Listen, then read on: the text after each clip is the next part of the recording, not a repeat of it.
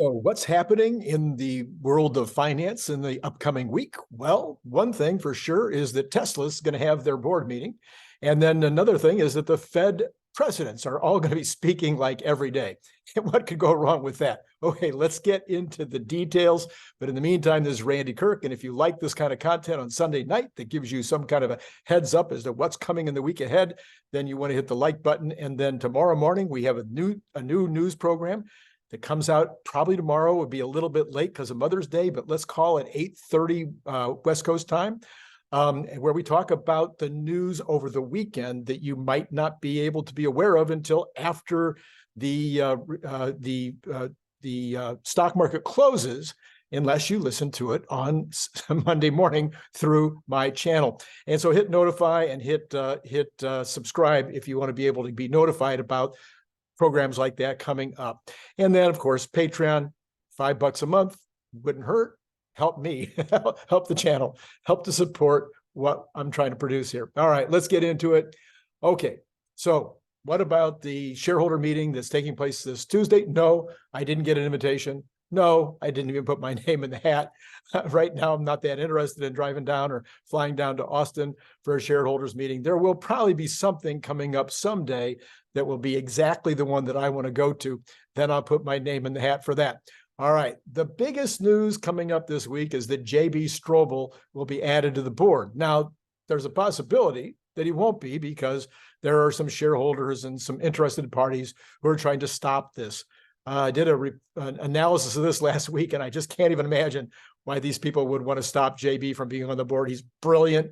He's an obviously talented individual. Their stated reason is because he was, an employee early on with Elon when they were starting the company, and why that would cause him to be unqualified, I have no idea. So anyway, hoping that doesn't open. What we want is JB to be a yes on the board. I don't think that'll move the stock either way. If he does get the appointment, or if he doesn't, I don't think it's going to change anything. All right, it's not in this market. The other big move is another effort by another different group that wants to drop kick Robin Denholm, the current chair, out of her position. I can't even figure out what could be on their mind.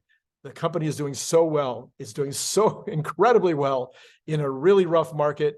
I don't know what in the heck they're thinking. Again, their stated reason is because she didn't go on all the news shows and talk about Elon Musk pledging his shares at some point. I'm sorry, it's just total nonsense. Hopefully she stays on. If they are successful and they kick her off, I'm suspecting Elon will just take her place. But my goal and hope is that she does not get kicked off. Okay. Let's see. There is no specific announcement planned. Okay. So they're talking about a succession plan. The Wall Street Journal says, they're going to have a succession plan. And there are people talking that the board should put in a succession plan. I'm fine with a succession plan, but I'm not sure it should be public knowledge. I've seen some arguments going both ways on that. Certainly, Zach Kirkhorn is an outstanding potential candidate. If they want to make him the heir appointee, assuming some horrible thing happened to Elon, fine. But I don't think that they need to make that specific announcement. Anyway, we'll see what happens with that. I don't think it's going to move the market one way or the other if they announce that Zach is the clear-cut heir appointee, because that can always change as well. There's also no other announcements that are planned for the meeting. So in other words, nobody said anything in advance. There's no rumors of specific announcements, but sometimes these shareholder meetings, there's going to be a lot of shareholders down there and a lot of press. And so it is an opportunity to make some kind of an announcement. What kind of announcement might they make? I have 4 possibles. Two of them or several of them are just my favorites. So let's talk about a gigafactory location. That would be an easy announcement to make at a meeting like this. It would be something that would make sense. Number 2 would be a Highland reveal. I think that makes less sense because reveals tend to have more fanfare and whatnot, but this is a upgrade of the Model 3, so maybe it doesn't deserve its own full-on reveal. So that's a possibility. Number 3 could be some kind of an announcement with regard to 4680 progress. Maybe they're at half ramp, or maybe one of the lines is fully ramped, and the second line is now partially ramped. Anyway, how many, how much are they currently thinking they'll produce this year? Something like that would be fantastic. I would love it. Unlikely, I think. My favorites would be any announcements having to do with Optimus, Semi, or Dojo. I doubt that there will be any announcements on those 3 subjects, but man, those are my 3 favorites. Okay, so that's about it for Tesla. Now let's move on to who's reporting this week. Well, the 2 big ones are the retailers. So Home Depot, if you follow my channel, that I think that you should be paying attention to the Home Depot. Well, this is the week where they report not only where they are currently, but also obviously they're going to give us some kind of guidance as to how they think the rest of spring and summer is going to look. The street is saying that they will be down in sales and down in profits compared to last year. Okay, and if they miss that, if they're even lower, obviously that would not be a piece of good news for the market. If they beat and they do better, then we would hope that that would be good news for the market and would encourage the market higher. But of course, people could say, oh no, so Fed won't like that. So, but the reason why I think that it's good to see Home Depot doing better is because this is the season for Home Depot. This is when people are doing most of their home improvements this spring and summer. So it'd be good if they gave good guidance for the summer. The next one would be Walmart and Target. No similar issues for me there. They're expecting Walmart and Target to also show negative sales trends, negative earnings, and probably even negative expectations for the rest of the year. Yes, they could come in better than expected. They may make some statements. Any one of these 3 could make some statements with regard to the effect of the interest rates. They can make statements with the effect of the inflation and whether that's causing problems for them. Walmart, of course, is the largest retailer in the world. They are also the largest company by revenue in the world. So this matters. If their sales are down or up, it does matter. And so I'd be watching these 3 and then watching how the market does respond to what they do report, and especially to the guidance. All right, so now the reporting this week, I can remember a time when the number one thing everybody paid attention to every month was the leading economic indicators. All of a sudden, the leading economic indicators don't seem to be what anybody's paying attention to anymore. All we want to know about is interest rates, and we want to know about inflation, and those are the things that most, and the employment numbers. So the leading indicators right now, they're expected to come in negative 0.6. Again, if that comes in at negative 0.9, is that good news? Well, not for the economy, but is it good news for the Fed? Who knows? If it comes in higher, maybe it even comes in positive. Does that cause anybody to get panicky one way or the other? I don't know. It's so hard to tell right now because it has gone both ways over even the last 4 weeks. We've seen situations where good news for the economy was stock market went up, bad news for the economy, stock market went down, bad news for the economy, stock market went up. It's very hard to figure right now. So I'll talk more about that in just a second. Let's talk about the other thing I mentioned. The Fed presidents will be speaking all week.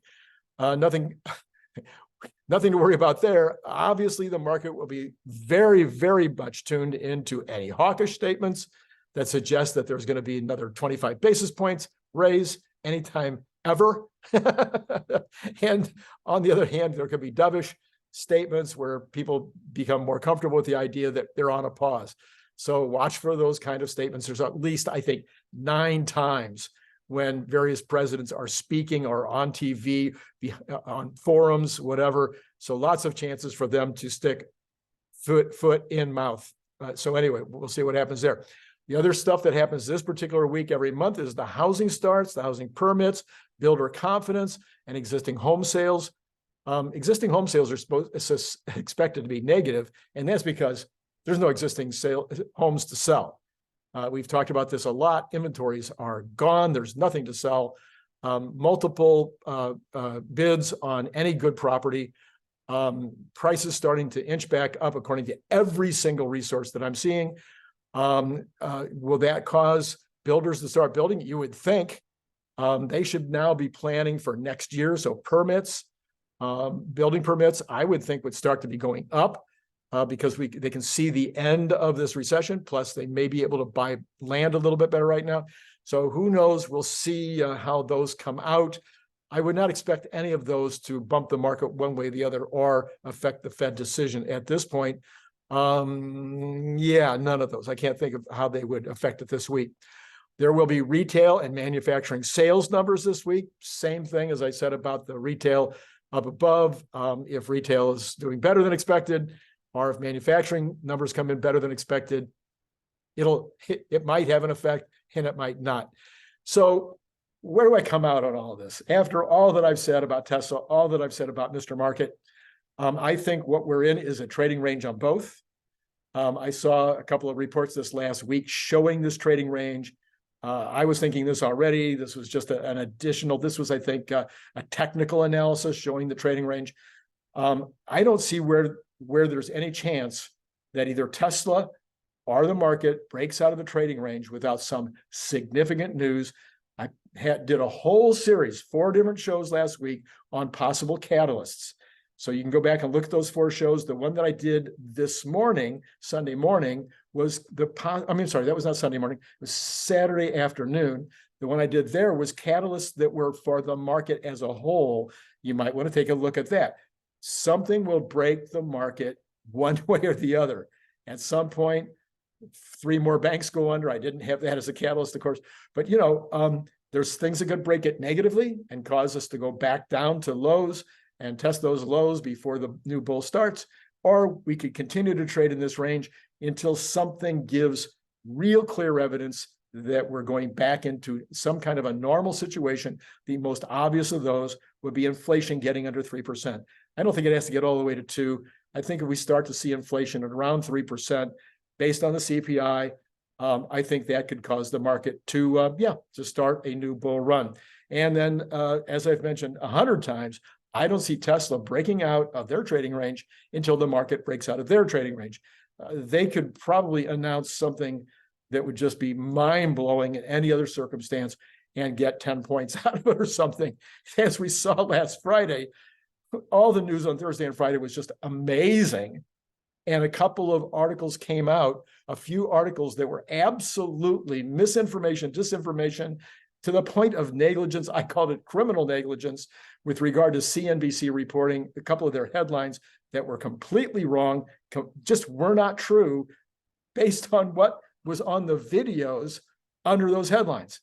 The headlines did not correctly characterize what took place in those videos. I talked about that on Friday night if you want to go back and see the details.